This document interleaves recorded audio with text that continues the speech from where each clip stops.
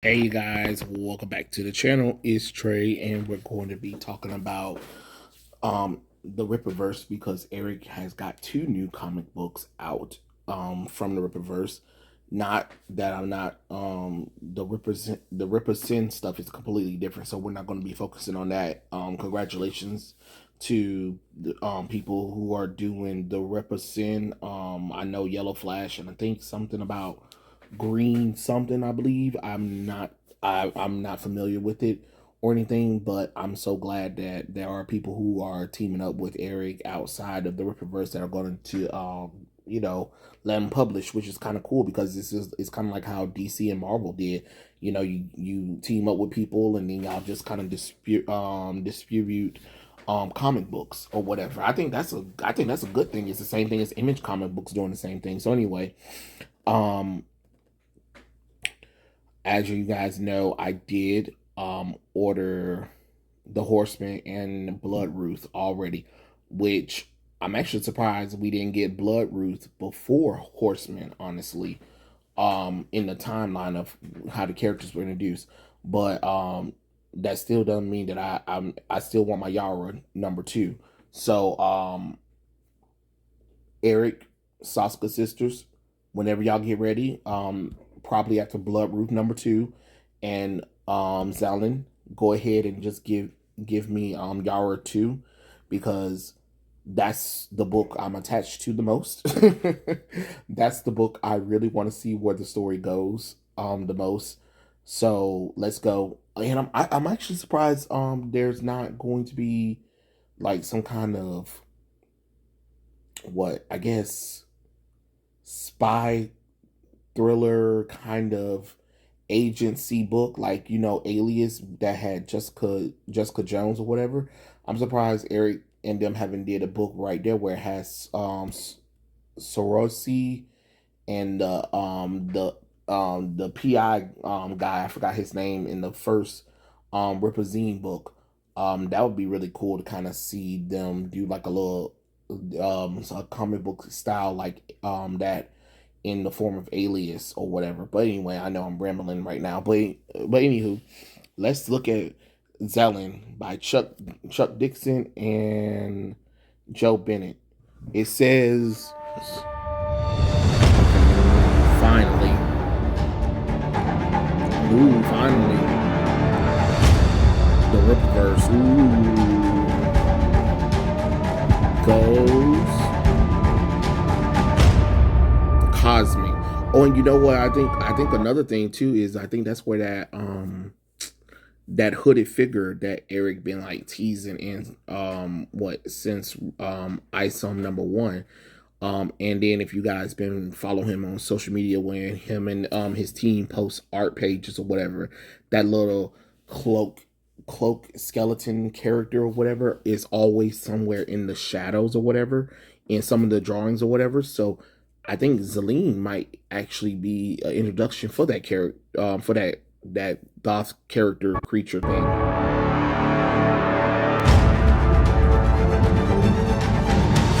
don't like the mullet in the back though. Oh, it look like Namor. I don't like that mullet. No, I don't like that. Let's see. What kills must die. Zelen. I feel like this is going to be like a take on Namor the Submariner, but what if he was Superman in space? That's what I'm thinking. But I guess when they do the little run for it, I'll get it. I'll see. Um, we'll see. I done got almost every darn book so far from the Rippaverse. Might as well start. Oh, I would really love for you know um the comic book series that I was, well, it's not a series, it's only two comic books, but that good, I think Godhood Comics did. I would love for them to like maybe work with Eric and bring Keisha Carter, the Mega Woman, to like a bigger platform, whatever. Um because it just seems like, okay, you got 6 years, y'all ain't went nowhere, And I think that could be something cool to kind of see. I mean, that's just my personal opinion on the situation with that one. That's just me wishful thinking, because I really wanted, I really was interested in where that character went, and it hasn't went anywhere yet. But that's neither here nor there, and I doubt. I'm quite sure a lot of Black comic creators right now, indie ones anyway, are trying to stay away from Eric as best they can anyway. But I think it would be really cool if they all did work together on something. But that's just my personal opinion on that situation. But Zalen, by Chuck Dixon and Joe Bennett. And let me see, did it say anything else? No, that's it. Okay. Okay, now Rippaverse Comic presents Bloodruth #1. It's the first ever horror comic. Honestly, I'm surprised Eric then wasn't trying to push this one out for the holiday season for Halloween. Starring Sydney Bloodruth, created by Rippaverse founder Eric July. I figured she was going to do more, because there's just no way in the world. God put a mark on the damned. That would let others know they are not to be killed. Anyone who harmed the damned would be punished 7 times over. I'm getting Hellboy, Val Helsing, Trinity Blood Plus vibes. If any of you guys know those franchises, you'll know why I'm saying what I'm saying. And maybe a little bit of Constantine in like the Sandman universe kind of thing, which is pretty cool. Which is pretty cool. I like how Eric is kind of like putting all the characters in Florist Park. So it's just kind of like, oh, it's the New York City of his Rippaverse universe. You know, like how Marvel, most of everything takes place in New York City. There's 100 different thousands of heroes coming out of New York City every day, and you're like, hey, ain't there other cities and stuff like that? No, we ain't even gonna talk about that. Okay, fine. The damned were hidden from God's presence and forced to live out their lives carrying out the punishment of their cursed bloodline. Ooh, that means Sydney can be going against the descendants of the first humans, Cain and Abel, because I think there was always a thing about the mark of Cain and how the mark is cursed, and the bloodline of Cain flows through people, and it can change them and make them into murderers, because I think Cain was the one who killed Abel, so it's kind of like the curse of Cable or whatever. And I feel like this is probably what they're going with Bloodruth. The sin pumped through the veins of one descendant to the next. All bore the same mark. I know that my family carries a cursed bloodline. We were made to face the damned. Our blood makes us special. Our bloodline attracts the damned and gives us. Except for, you want to know what's crazy is, I bet you she's like, just like Van Helsing. If you guys remember the Kate Beckinsale played her character. Her and her brother, but then her brother died, and then she was the last of the bloodline or whatever and stuff like that. But it makes that family very special or whatever. And I feel like that's kind of like with Bloodruth is like, I bet you like most of her family is probably dead, and it's probably her and like one more other relatives or whatever. And because of where she came from, she's the only one who's probably able to close up some kind of gate or whatever. That's what I'm thinking. Power to fight them. The hunt continues for the one that got away. But my mission beckons me forth. This feeling I have is getting worse. Something pulls me west. I must find out why. I am the last one of us left. The blood of my family runs through my veins. She the last one. And no one can take that away from me. Okay. Bloodruth. I am not alone. I am their hope. I promise you, no matter what, come hell or high water, or actual hell itself, I am through with running. Flores Park had better be ready for me. Oh, I like that animation at the end. That was really cool. You know what's getting on my nerves too, y'all? Is that Eric always keep releasing stuff during the time that I ain't got paid yet. And it pisses me off. It really do. It pisses me off because I'm like, I gotta wait until I get paid again in order to get that. And then sometimes I miss out on some of the stuff, like that limited edition Bloodruth poster or whatever. I'm like, I missed out on that thing because it's just like, oh, I haven't got paid yet. Oh, he made me sick.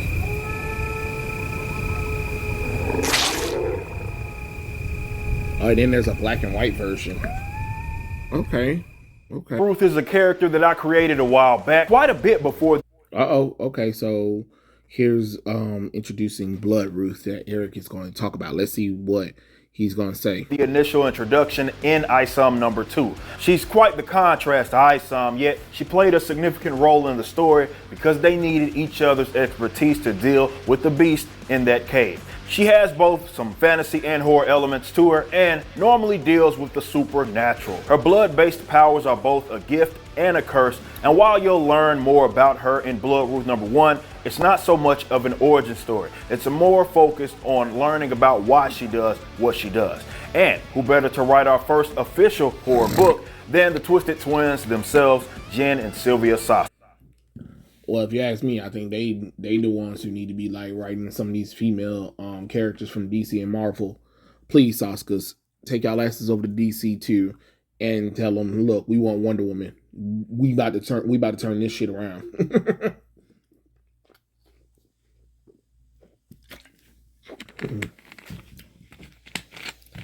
And it's so crazy because I'm sorry, I was drinking some water. It's so crazy because Batgirl is about to come out this week, and I'm not even going to be able to get it. I'm going to have to wait until next time I get paid so I can get Batgirl, review Batgirl along with Absolute Batman, Superman, and Wonder Woman. So I'm going to get the Absolute Trinity, then review it and talk about it with you guys, because I know some people are like, when I'm going to talk about it. The reason why I waited, because I want to get all 3 books, and then I'm going to do an Absolute Trinity breakdown of it, and then we can talk about it. This is unlike any other book you've read in the Rippaverse so far with these genres that we're exploring. Every artist that has drawn her lists her as one of the favorites. And this is a special book for us since the illustrator is Michael Montanat, who was our fan art contest winner, if you remember. Cool. That's cool. So head over to Rippaverse.com and pre-order. They got an artist that won the fan art contest, and they're going to have him draw Bloodruth. I think that's really cool, honestly. That's really nice. And they got a black and white edition. That's pretty dope. Oh, I just thought about something. You know what would really be cool? If Eric introduced a god. And what I'm saying by that, I'm saying like, we all know that a lot of these deities from other cultures, countries, or whatever, they're open domain, right? You can actually use them as comic book characters. You know how Marvel has Thor or whatever, right? Even though DC, have Wonder Woman, she's kind of a stand-in for the Olympic gods or whatever, or something like that. Wouldn't it be like cool if like Eric had like an African god character that was like a comic book character? Ooh. And then I know he's not listening to this video too, but Eric, if you could, Namor, the Submariner, the original Namor, the Submariner, is actually an open domain. Yes, so Marvel's first version of Namor, the Submariner, is actually in public domain. And wouldn't it be funny if Eric and them decided to take that version of Namor, the Submariner, right? Change it up a little bit or whatever, and added to the Rippaverse. Wouldn't that be something? And then that version of Namor does better than Marvel's Namor. Oh, wouldn't that be hilarious? Ooh, that would be quite fascinating. Honestly, I know it's a pipe dream, but that's what I would love to see. And then maybe another thing too is maybe also getting one of those old classic open domain superheroes and retool them. That's what I would love to see Eric July and them to do next afterwards. Once again, I know they're never going to look at this video or anything, but wouldn't it be really awesome to see Eric take an open domain superhero character that nobody's really thinking about? It's open domain, anybody can use it, anybody can make stories of it, and then he add it into the Rippaverse and turn it into something so popular, to the point where everybody would know that Golden Age character from Rippaverse more so than whatever they originally came from. And then, like I said, wouldn't it be cool if he also did like had a deity god that had a comic book as well? Like it just makes sense for you to have a god like character from one of the pantheons of whatever, and turn it into a superhero book for people. Like I think that would be really cool. Um and then like I said, what I already said that, yeah. No, did I say that? Damn it. It doesn't matter. It doesn't matter. But like I said, it'll be really cool. Just a few things. Oh, and like I said, do something with Namor, the Samaritan. That would be hilarious. Um, that's all I'm saying. I just thought it would be food for thought. But yeah, those are my thoughts. I did order Bloodruth. I had the Zealous hasn't been out yet, so I can't order that. But I did order the Horseman. I can't wait to read it as well. And you guys know I'll read and review all of them and then put them online for you guys to look at or skip over if you feel like it doesn't really matter. But yeah, those are my thoughts. Tell me what you guys think in the comment section below, and I'll catch you guys later. Peace out.